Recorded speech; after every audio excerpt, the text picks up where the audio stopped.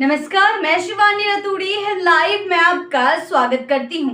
बिहार विधानसभा 2025 का चुनाव का आखिरी प्रचार यानी कि दूसरे चरण के लिए आखिरी प्रचार के दिन माहौल बहुत गर्म रहा।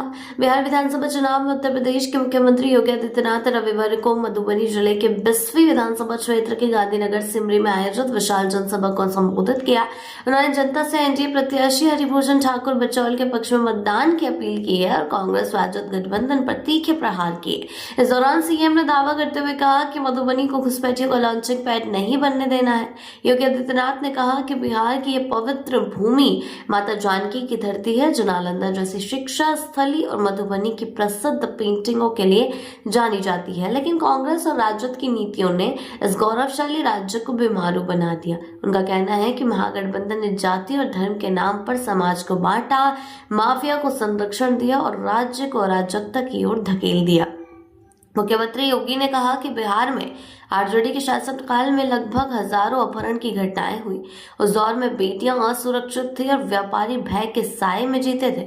उनका कहना है कि एनडीए सरकार ने देश भर में सुरक्षा, विकास और सम्मान को प्राथमिकता दी है। सीधा कहना है, इसीलिए जनता को इस बार भी एनडीए को ही जिताना चाहिए ताकि बिहार में शांति और प्रगति कायम रह सके। उनका कहना है कि मधुबनी जैसे सीमावर्ती जिलों को घुसपैठियों का लॉन्चिंग पैड नहीं बनने देना है। जो लोग बाहरी ताकतों को बढ़ावा दे रहे हैं वो बिहार की सुरक्षा के लिए खतरा है।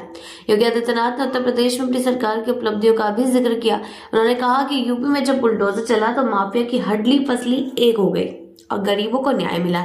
उनका कहना है कि अगर किसी ने गरीब की जमीन पर कब्जा किया या बेटी की इज्जत पर हाथ डाला तो उसका टिकट यमराज के घर का पक्का है। ये भी कहा कि जो राम का नहीं वो किसी काम का नहीं। योगी ने बताया कि आज अयोध्या में राम मंदिर भव्य रूप ले चुका है। वहां का अंतर्राष्ट्रीय एयरपोर्ट और प्रसाद निर्माण स्थल मधुबनी पेंटिंगों से सजे हैं। उन्होंने कहा कि ये भारत की सांस्कृतिक एकता का प्रतीक है। योगी ने कहा कि बिहार जब समृद्ध होगा तभी भारत समृद्ध बनेगा। उन्होंने जनता से कहा कि वो जाति धर्म की राजनीति से ऊपर उठकर विकास, सुरक्षा और आस्था के मुद्दों पर वोट दे। गौरतलब है कि मधुबनी जिले की पहचान न केवल अपनी कला और संस्कृति से है बल्कि ये बिहार का सीमावर्ती और संवेदनशील इलाका भी माना जाता है। सीएम ने कहा कि यहां नेपाल सीमा से सटे कई इलाकों में सुरक्षा को लेकर सजगता जरूर मानी जाती है। यही वजह है कि योगी आदित्यनाथ ने अपने भाषण में घुसपैठ के खतरे पर जोर दिया। उनका कहना है कि एनडीए सरकार ही ऐसी है जो आस्था और विकास दोनों की रक्षा कर सकती है।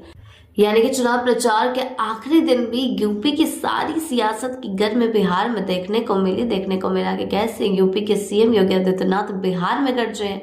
देखने वाली बात होगी कि जनता का इन पर कितना असर पड़ता है। ऐसी ही अपडेट्स के लिए जुड़े रहे हैं लाइव के साथ ही चैनल को सब्सक्राइब करना ना भूलें और हमारी फेसबुक और वेबसाइट के साथ भी जरूर जुड़ें।